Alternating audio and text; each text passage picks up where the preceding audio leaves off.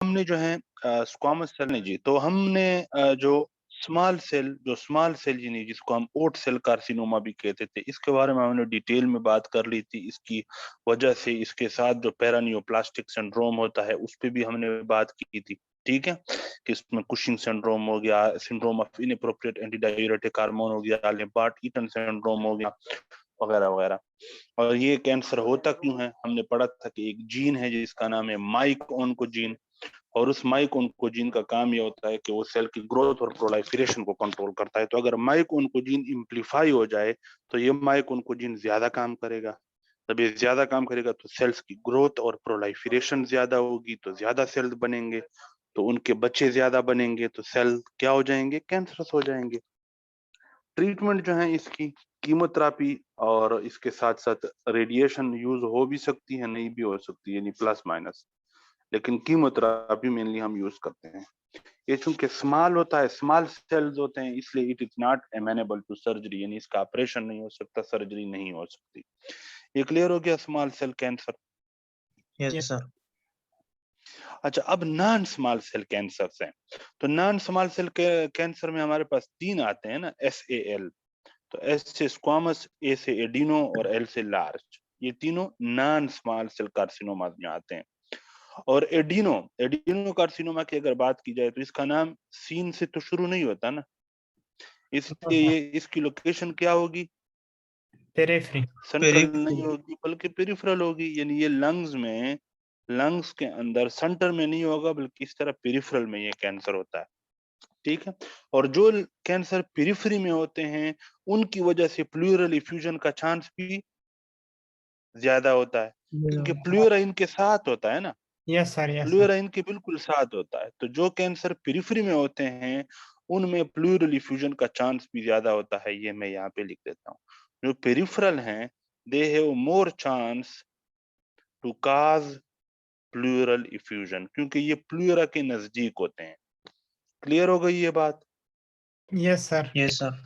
अच्छा जी, अब हम बात करते हैं एडिनोकार्सिनोमा, जो कि पेरिफेरली मौजूद एक कैंसर है। नाम से जाहिर है कि एडिनो, तो एडिनो कैंसर उस कैंसर कहते हैं जो ग्लैंडुलर सेल्स का कैंसर हो। जैसे यहाँ पे कौन से सेल्स होते हैं, यहाँ पे जो सेल्स होते हैं ये टाल सेल्स होते हैं और कॉलमनर सेल्स होते हैं, इस तरह कॉलम की तरह के टाल टाल सेल्स होते हैं, और इसके अंदर बहुत सारा म्यूकस मौजूद होता है। तो म्यूकस है ना, म्यूकस एक सिक्रीशन है, यस सर। ग्लैंडुलर सिक्रीशन है। तो इसलिए हम कहेंगे कि जब आप इनकी बायोप्सी देखोगे, हिस्टोलॉजी चेक करोगे, तो आपको ग्लैंडुलर पैटर्न नजर आएगा, बहुत सारे ग्लैंड्स आपको नजर आएंगे, और उसके अंदर बहुत सारा म्यूसिन होगा या म्यूकिन यानी म्यूकस, ठीक है।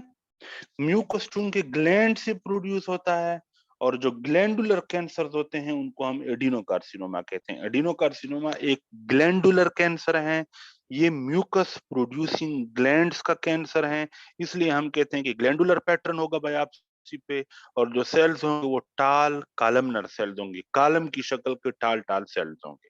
क्लियर हो गई ये बात? Yes sir. अच्छा, अब इस एडिनोकार्सिनोमा की एक सब टाइप है जिसको कहते हैं ब्रोंकियोलो एल्वियोलर सब टाइप।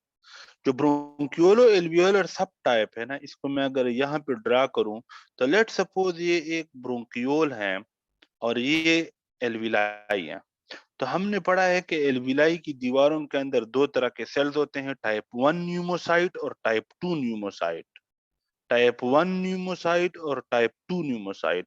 तो यहाँ पे जो टाइप 2 न्यूमोसाइट्स होते हैं, ये टाइप 2 न्यूमोसाइट्स, ये इन टाइप 2 न्यूमोसाइट्स का कैंसर है। यानी जो एडिनोकार्सिनोमा है इसकी एक सब टाइप है, इस कैंसर की एक और किस्म है जिसको हम क्या कहते हैं, ब्रोंको एल्वियोलर सब टाइप। और ये ब्रोंको एल्वियोलर सब टाइप किसका कैंसर है, टाइप 2 न्यूमोसाइट्स का कैंसर है, जो कि कहां पे मौजूद होते हैं, एल्वियोलाई में। दीवार ऑफ द एल्विलाई, एल्विलाई की दीवारों में मौजूद होते हैं। और इनका काम क्या होता है, इनका काम होता है सरफेक्टेंट बनाना, सरफेक्टेंट बनाना, सरफेक्टेंट बनाना, ठीक है। सर्फेक्टेंट की प्रोडक्शन करते हैं ये टाइप 2 न्यूमोसाइट। तो जाहिर है जब टाइप 2 न्यूमोसाइट में कैंसर हो जाएगा तो टाइप 2 न्यूमोसाइट्स की तादाद बहुत ज्यादा हो जाएगी ना। Yes sir. तो जब टाइप 2 न्यूमोसाइट्स की तादाद ज्यादा होगी तो सर्फेक्टेंट प्रोडक्शन क्या हो जाएगी? ज्यादा इंक्रीज हो जाएगी। तो बहुत ज्यादा सर्फेक्टेंट जो है वो मौजूद होगा एल्विलाई के अंदर, क्योंकि सर्फेक्टेंट को जो सेल्स बना रहे हैं टाइप 2 न्यूमोसाइट्स जो हैं उनके अंदर कैंसर हो गया और वो बहुत ज्यादा तादाद में ज्यादा हो गए। और जाहिर सी बात है कि जब ये तादाद में टाइप 2 न्यूमोसाइट ज्यादा होंगे होंगे होंगे होंगे होंगे होंगे होंगे इस तरह होंगे होंगे, तादाद इनकी ज्यादा होगी होगी होगी होगी होगी होगी होगी। अब देखो ये एक एल्विलाई थे ना, और ये यहाँ पे दूसरा एल्विलाई है, ये लेट्स सपोज दूसरा एल्विलाई है। तो यहाँ पर भी टाइप 2 न्यूमोसाइट में कैंसर है, बहुत ज्यादा टाइप 2 न्यूमोसाइट, बहुत ज्यादा बहुत ज्यादा बहुत ज्यादा बहुत ज्यादा बहुत ज्यादा। तो ये दो एल्विलाई के दरमियान जो दीवार है इसको हम एल्वियोलर सेप्टा कहते हैं। ये एल्वियोलर सेप्टा थिक हो जाएगा या नहीं हो जाएगा? सर, हो जाएगा सर। ये दरमियान में जो एल्वियोलर सेप्टा है ये थिक हो जाएगा ना, क्योंकि इसके अंदर बहुत सारे टाइप 2 न्यूमोसाइट जो कि कैंसर से हो गए हैं वो जमा हो गए हैं। तो इसलिए एल्वियोलर सेप्टा की थिकनिंग हो जाएगी। अब द एल्वियोलर वॉल, एल्वियोलाई की दीवार भी मोटी हो जाएगी और जो सेप्टा है वो भी थिक हो जाएगा। ये क्लियर हो गया? Yes sir. Yes sir. तो हमने एडिनोकार्सिनोमा में ये पढ़ा कि भाई पहले तो ये पेरिफेरली मौजूद होता है, दूसरा ये टाल कॉलमनर सेल्स का कैंसर है जिसके अंदर म्यूकस मौजूद होता है, और आप अगर इन सेल्स को देखो तो ये ग्लैंडुलर पैटर्न में होते हैं, म्यूसिन पॉजिटिव होता है, इनके अंदर बहुत सारा म्यूकस होता है। इस कैंसर की एक सब टाइप है ब्रोंकोएल्वियोलर सब टाइप। ये टाइप 2 न्यूमोसाइट का कैंसर है जो कि एल्विलाई की दीवारों के अंदर मौजूद होते हैं। करेक्ट। ये तो बायोप्सी वाली फाइंडिंग्स थी ना, ये बायोप्सी फाइंडिंग्स, ठीक है। तो अब ये करेक्टरिस्टिक्स हैं। तो करेक्टरिस्टिक्स में अगर हम बात करें तो ये most common primary lung cancer है। अगर कोई आपसे पूछे कि भाई इन सारे कैंसर्स में सबसे कॉमन लंग कैंसर कौन सा है, तो एडिनोकार्सिनोमा। और अगर पूछे कि most common lung cancer in non smokers, तो एडिनोकार्सिनोमा नॉन स्मोकर्स में होता है। एडिनोकार्सिनोमा अगर वो आपसे पूछे कि वो वाहिद लंग कैंसर जो कि नॉन स्मोकर्स में होता है, जो कि नॉन स्मोकर में बहुत कॉमन है, वो लंग कैंसर कौन सा है, तो आप क्या कहोगे? एडिनोकार्सिनोमा।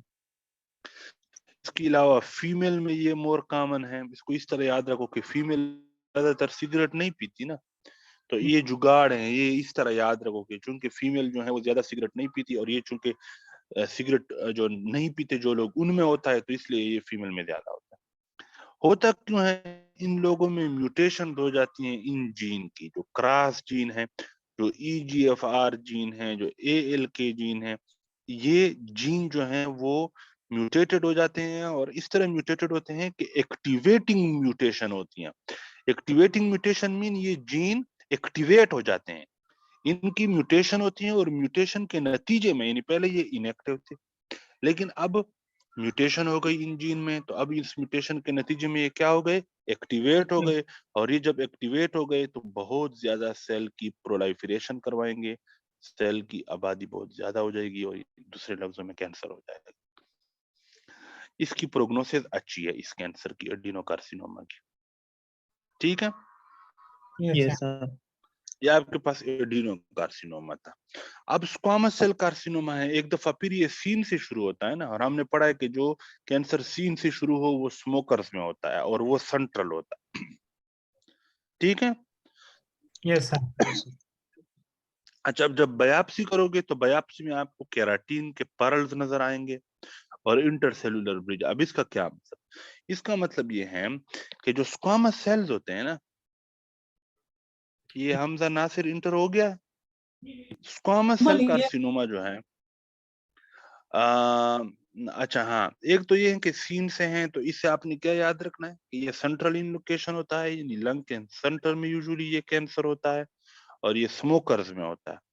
दूसरा, जब आप इसकी बायोप्सी करोगे तो आपको केराटिन के पर्ल्स नजर आएंगे। पर्ल किसे कहते हैं? मोती को कहते हैं ना।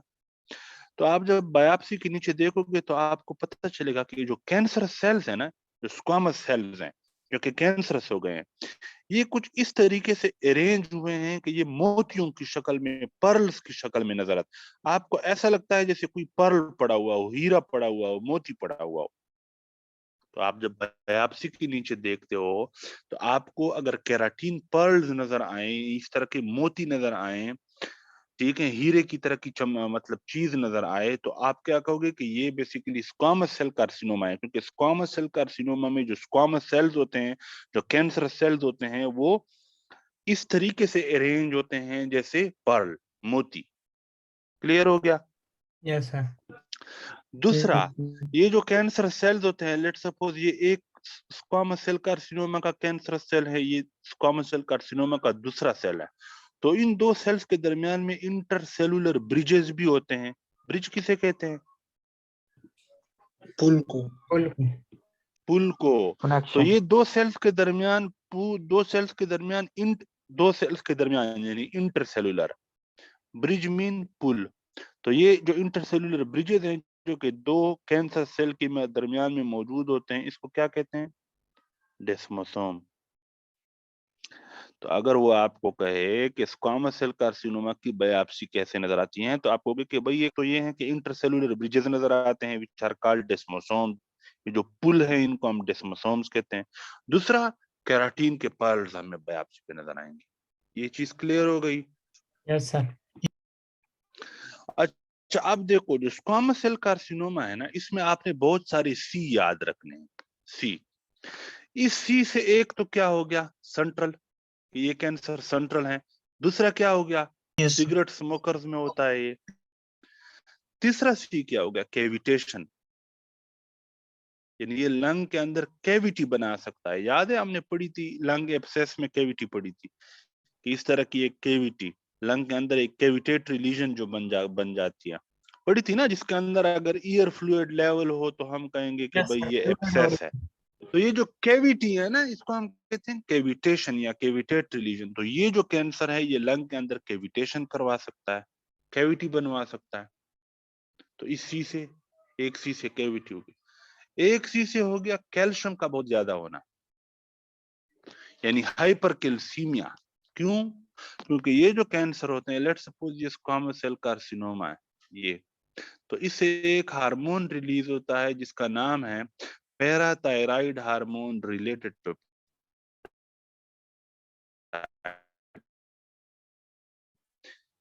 ये एक ऐसा हार्मोन है जो कि पैराथायराइड हार्मोन की तरह काम करता है। एक दोबारा करें पैराथायराइड हार्मोन का काम क्या था? सही, इसका नाम दोबारा ले, आप स्क्रैच हो गया था। Parathyroid hormone related peptide. Okay. ये जो आपके पास स्क्वामस सेल कार्सिनोमा है, ये जो कैंसर सेल होते हैं स्क्वामस सेल कार्सिनोमा के, इनसे एक पेप्टाइड रिलीज होता है जिसका नाम है पैराथायराइड हार्मोन रिलेटेड पेप्टाइड। ये बेसिकली पैराथायराइड हार्मोन की तरह काम करता है। पैराथायराइड हार्मोन का क्या काम था? ब्लड के अंदर कैल्शियम के लेवल को इंक्रीज बढ़ाना। करना। तो जाहिर है जब इस कैंसर टिश्यू से parathyroid hormone related peptide release होगा जो कि पैराथायराइड हार्मोन की तरह काम करता है, यानी ब्लड के अंदर कैल्शियम को बढ़ाता है, तो इसका मतलब ब्लड के अंदर कैल्शियम बढ़ेगा ना। Yes sir. Yes sir. तो इसका मतलब हाइपरकैल्सीमिया होगा ना। Yes sir. Yes sir. अगर वो आपसे पूछे कि वो कौन सा लंग कैंसर है कि जिसमें जो पैरानियोप्लास्टिक सिंड्रोम होता है, यानी इस लंग कैंसर के साथ एक और मसला वो हाइपरकैल्सीमिया हो सकता है, तो वो कौन सा है? स्क्वामस। कॉमर्स। ठीक हो गया। इसके बाद सी से आपने क्लबिंग याद रखनी है, यस जो सर। फिंगर्स की क्लबिंग होती है, याद है ना फिंगर की क्लबिंग कैसे होती है, यस। नजर आती है वो। क्यों? क्योंकि ये जो कैंसर होते हैं ना, ये एक साइटोकाइन्स रिलीज करते हैं जिसका नाम है TNF alpha, tumour necrotic factor alpha. और ये tumour necrotic alpha factor alpha क्या करवाता है? क्लबिंग करवाता है। तो अगर कोई आपसे पूछे कि स्क्वामस सेल कार्सिनोमा में क्या याद रखूं, तो आप कहो कि सी याद रखो। सी से सेंट्रल, सी से सिगरेट स्मोकर, सी से कैविटेशन, सी से कैल्शियम का बहुत ज्यादा होना, सी से क्लबिंग। क्लियर सर हो गई ये बात? की वजह से भी हो सकता है ना क्लबिंग। हाँ हाँ, उसकी वजह से भी हो सकता है, वो भी एक रीजन हो सकती है इसकी। ये चीज क्लियर हो गई? Yes sir. Yes sir. इसके बाद लार्ज सेल कार्सिनोमा है, तो लार्ज सेल कार्सिनोमा में सीन आता है? नहीं आता। सीन नहीं आता तो ये सेंट्रल नहीं है, बल्कि क्या है? साइड पे पेरिफेरी। पेरिफेरल है। तो लार्ज सेल कार्सिनोमा पेरिफेरल है। अच्छा, इसको लार्ज सेल कार्सिनोमा क्यों कहते हैं? क्योंकि जब आप बायोप्सी में देखते हो ना, तो बायोप्सी में आपको जायंट सेल, जायंट किसे कहते हैं? बड़ा, बड़े मोटे। जायंट सेल्स नजर आएंगे। और प्लियोमार्फिक का क्या मतलब? प्लियोमार्फिक का मतलब है वो सेल्स जिनके वेरिएबल साइज और शेप्स हों, वेरिएबल साइज एंड शेप्स। तो दूसरे लफ्जों में, बड़े बड़े सेल्स जिनकी शेप एक दूसरे से डिफरेंट होगी, जिनका साइज एक दूसरे से डिफरेंट होगा, जिनकी शेप एक दूसरे से डिफरेंट होगी, यानी प्लियोमार्फिक होंगे। प्लियोमार्फिक मीन जिनके साइज और शेप वेरिएबल होते हैं, डिफरेंट होते हैं एक दूसरे से। और जायंट सेल्स का मतलब बड़े बड़े। तो इसलिए इसको लार्ज सेल कार्सिनोमा कहते हैं, क्योंकि बायोप्सी में जब आप देखते हो तो आपको बड़े बड़े प्लियोमार्फिक जायंट सेल्स नजर आए। अब ये हाईली एनाप्लास्टिक अनडिफरेंशिएटेड ट्यूमर है, ठीक है, बहुत ज्यादा ग्रो करता है। हाईली एनाप्लास्टिक मीन बहुत ज्यादा ग्रो करता है, और ये HCG प्रोड्यूस कर सकता है, इन ह्यूमन कोरियोनिक गोनोडोट्रोपिन। तो जो लार्ज सेल कार्सिनोमा है, लेट्स सपोज ये लार्ज सेल कार्सिनोमा है, लार्ज सेल कार्सिनोमा पेरिफेरी में होता है ना, तो लेट्स सपोज ये लार्ज सेल कार्सिनोमा है। तो ये लार्ज सेल कार्सिनोमा क्या रिलीज कर सकता है? HCG। और HCG फिर क्या करवाता है?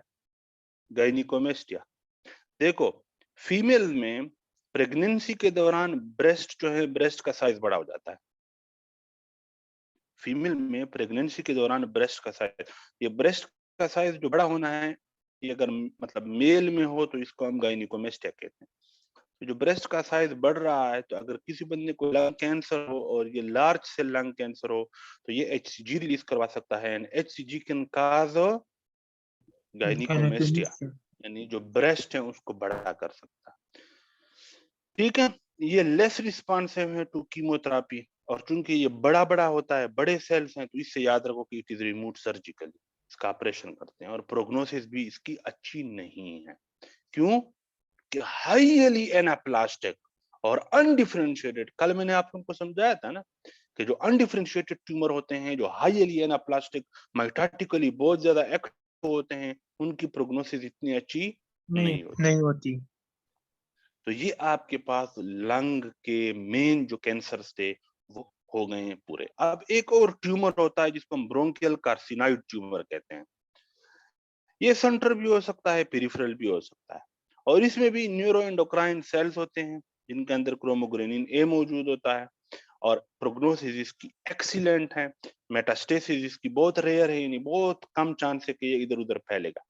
इन लोगों में एक का सिंड्रोम होता है जिसको कार्सिनॉइड सिंड्रोम कहते हैं। वजह क्या है? वजह ये है कि ये जो न्यूरोएंडोक्राइन सेल्स होते हैं ना, इनके ये क्या रिलीज करते हैं? सेरोटोनिन रिलीज करते हैं। तो एक बंदा है, उसको ब्रोंकियल कार्सिनॉइड ट्यूमर हो गया। तो कार्सिनॉइड ट्यूमर कहीं पर भी हो, GIT में हो, लंग्स में हो, हार्ट में हो, कहीं पर भी हो, ये क्या रिलीज करता है? एक हार्मोन रिलीज करता है जिसको कहते हैं सेरोटोनिन। तो अगर किसी बंदे को ब्रोंकियल कार्सिनॉइड ट्यूमर हो जाए, तो इससे बहुत ज्यादा सेरोटोनिन रिलीज होगा, और जब बहुत ज्यादा सेरोटोनिन रिलीज होगा तो इससे एक सिंड्रोम होगा जिसका नाम है कार्सिनॉइड सिंड्रोम। कार्सिनॉइड सिंड्रोम में क्या होता है? पेशेंट को डायरिया होगा, पेशेंट को वीजिंग होगी ना, आप चेस्ट के ऊपर स्टेथोस्कोप रखोगे तो आपको वीजिंग वाली साउंड सुनाई देंगी, और फ्लशिंग होगी। फ्लशिंग किसे कहते हैं? फेस का सुर्ख हो जाना। आप जब कभी कभी शर्माते हैं ना, शर्माते हैं या दबाव में आते हैं और आपका चेहरा सुर्ख हो जाता है, तो इसको फ्लशिंग कहते हैं। तो इन पेशेंट्स को बार बार फ्लशिंग, डायरिया और वीजिंग होती है। ये जो ट्रायड है, ये तीन चीजें अगर किसी पेशेंट में हो, ये जो ट्रायड है, तो हम क्या कहते हैं कि ये क्या है? Carcinoid syndrome. ठीक है, कार्सिनॉइड सिंड्रोम क्यों होता है? Due to release of serotonin. कहां से ये सेरोटोनिन रिलीज हो रहा है? हाँ, कार्सिनॉइड ट्यूमर से ये सेरोटोनिन रिलीज हो रहा है। क्लियर हो गई ये बात? अच्छा, अब हम आते हैं वर्क पे, इन्वेस्टिगेशन पे। तो देखो, हमारे पास जब ये कोई भी पेशेंट आएगा कफ के साथ, वेट लॉस और हीमोप्टाइसिस के साथ, यानी खांसी के अंदर जो है वो बलगम के अंदर जो है खून आ रहा है, तो हम सबसे पहले चेस्ट एक्सरे करवाएंगे। तो चेस्ट एक्सरे में अगर किसी बंदे को कैंसर होगा तो हो सकता है हमें सॉलिटरी नोड्यूल नजर आए, हो सकता है सिर्फ ओपेसिफिकेशन यानी व्हाइट शेडोज नजर आए नमूनिया की तरह, हो सकता है प्लूरल इफ्यूजन नजर आए। यही वजह है, अगर आप लोगों को याद हो कि प्लूरल इफ्यूजन में, मैं आप लोगों को दिखाता हूं, जब हम इन्वेस्टिगेशन करते थे तो जो प्लूरल इफ्यूजन थी वो दो तरह की थी, एक एक्सोडेटिव और एक ट्रांसोडेटिव थी ना। Yes, तो sir. जो एक्सोडेटिव प्लूरल इफ्यूजन थी, याद है exudative pleural effusion caused by infection, malignancy, eg adenocarcinoma of the lung, malignancy eg adenocarcinoma of the lung या मेसोथेलियोमा। एडिनोकार्सिनोमा मैंने यहाँ पे क्यों बताया था, कौन बताएगा? अभी मैंने आप लोगों को बताया कि एडिनोकार्सिनोमा इसलिए क्योंकि एडिनोकार्सिनोमा पेरिफेरली होता है और इसमें प्लूरल इफ्यूजन का चांस बहुत ज्यादा होता है। तो हो सकता है कि ये मरीज जब आपके पास आए तो आप एक्सरे करवाएं तो इस एडिनोकार्सिनोमा ने बहुत ज्यादा प्लूरल इफ्यूजन करवाया हुआ हो और चेस्ट एक्सरे पे आपको प्लूरल इफ्यूजन नजर आ रही हो। यही वजह है कि प्लूरल इफ्यूजन के पेशेंट को हम ये जो प्लूरल फ्लूइड है ये टैप करते हैं, ये निकालते हैं और इसका टेस्ट करते हैं कि कहीं ये किसी मैलिग्नेंसी, किसी कैंसर की वजह से तो नहीं है। तो यही वजह है कि हम चेस्ट एक्सरे करेंगे पहले। चेस्ट एक्सरे पे हमें हो सकता है सॉलिटरी नोड्यूल नजर आए, हो सकता है ओपेसिफिकेशन यानी व्हाइट शेडो नजर आए नमूनिया की तरह या प्लूरल इफ्यूजन नजर आए। उसके बाद फिर हम साइटोलॉजी करेंगे। साइटोलॉजी में हम क्या देखते हैं, हम मैलिग्नेंट सेल्स यानी कैंसरस सेल्स देखते हैं। क्या देखते हैं हम? Cancer cell.